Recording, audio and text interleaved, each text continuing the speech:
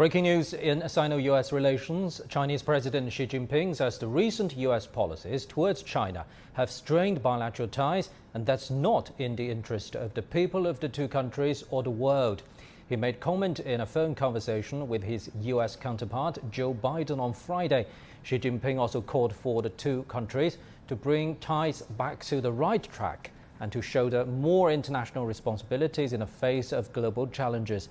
US President Joe Biden stressed the importance of China-US relations and agreed to lead bilateral ties to the right track through more cooperation and negotiations. Both leaders also agreed to expand cooperation on climate change, COVID-19 pandemic prevention and control, as well as economic recovery. Now, for more on this, let's cross live to our reporter Tu Huiyao in Beijing. He's been following this very closely. First, Huiyao, give us more details about this crucial phone call between the presidents of China and the US. Hello there, Pandit. This phone call is very significant as it has ended a nearly 7-month gap in direct communications between the two leaders. Now, remember, their first phone call was made on Chinese New Year's Eve, and that was a month after U.S. President Joe Biden was sworn in. And many saw that call as a tone setter for bilateral relations. Now, with this one, the two sides exchanged the views on bilateral relations and some major issues. President Xi first expressed his condolences to Biden and the American people in regards to casualties and property loss caused by Hurricane Ida. And President Xi also pointed out that for some time, the U.S. policy toward China has caused serious difficulties in bilateral relations, which is not in the fundamental interest of the two peoples and the common interest of all countries in the world. Now, whether China and the U.S. can properly handle their relations has a bearing on the future and destiny of the world. And he said China-U.S. relations are not a multiple choice question of whether to do well, but a must-answer question of how to do well. And on that note, Biden agreed and said China-U.S. relations are the most important bilateral relations in the world, and there's no reason for the two countries to fall into conflict because of competition. And President Xi also expounded China's position on issues such as climate change and said that China adheres to the priority of ecological protection as well as a green and low carbon development path. And he said the two countries should continue exchange and dialogue in areas like epidemic prevention, economic recovery, and other areas, as long as it is on the basis of respecting each other's core interests and properly managing differences. Now, both sides agreed to continue to maintain regular contact and create conditions to move bilateral relations forward. Back to you. Now, Huiyao, help us recap the major exchanges between China and the US in the past 7 months since the two presidents' first phone call. Right. There have been several important bilateral exchanges since the U.S. President Joe Biden took office, and a major breakthrough was the China-U.S. high-level strategic dialogue in Alaska in March. And that meeting pulled major headlines as it got off to a very fiery start.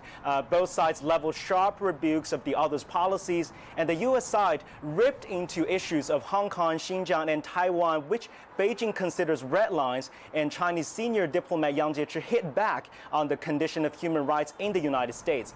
But despite the hot exchange, the two sides did end the dialogue on a relatively positive note. The U.S. reiterated its one China policy, and both sides agreed that they can cooperate on areas like climate change. And following the Alaska meeting, a couple of in-person official meetings took place. In April, we know U.S. climate envoy John Kerry visited Shanghai and met with his Chinese counterpart Xie Zhenhua to discuss curbing climate change. Later in July, U.S. Deputy Secretary of State Wendy Sherman visited North China's Tianjin and met with her counterpart Xie Feng. Besides these meetings, both countries have announced their new ambassadors. On July 28th, Qin Gang, a longtime diplomat, headed to Washington to serve as ambassador of China to the United States. And less than a month later, Joe Biden nominated Nicholas Burns, also a Korea diplomat who's widely respected in Washington, to serve as the U.S. ambassador to China. And just last week, John Kerry visited China again for climate talks. And now with this phone call, Pandit, certainly the world is watching how the relations of the two largest economies in the world are going to evolve from here. Back to you. Thank you very much, our reporter Cui Huiyao in Beijing. Now, for more insight, let's cross live to Professor Jiang Shixue in Beijing. So, Professor, what do you make of the timing of this second phone call between the President of China and the United States? Well, I would say the timing has something to do with the situation in Afghanistan. As you know, the U.S. would like to know what China is thinking about the future of Afghanistan. And also, we have to understand that Biden has been in White House for 8 months. So it's a very long period of time. So you should have your clear policy towards China. You're going to have more competition, more confrontation, or cooperation with China. And finally, let me point out that John Kerry has just returned back to the U.S. So he might report what he is thinking about regarding the bilateral relationship between China and the U.S. So I think the timing is important. Let's hope that the timing will be a very good starting point for the future of bilateral relationship between the two sides. Professor, you just mentioned about Mr. John Kerry's recent visits to China. So would you say climate change could be a main area for cooperation between the two countries, at least for now? Yes, first of all, I want to point out that both the U.S. and China wish to play a more important role in containing or in dealing with climate change issues. Now, the U.S. said this area of cooperation should be a kind of oasis for the bilateral relationship between the two sides. But as Wang Yi said, well, the oasis is very nice, very green, but if the overall bilateral relationship, the comprehensive development of the bilateral relationship is not good, then the oasis will be a desert. So let's hope that the oasis will not become the desert. So let's hope that after the phone call, the bilateral relationship will be better or better.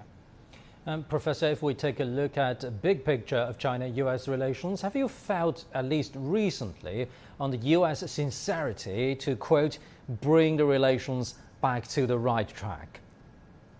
Well, on the negative side, Trump's policy is still over there. The tariffs against the Chinese exports are still over there. However, on the positive side, we are going to see that there are some very nice signs for the future of the bilateral relationship. I would point out that dialogue is much, much better than confrontation, okay? So this phone call between Biden and the Chinese President Xi Jinping is very good, very positive for trust building, okay? The U.S.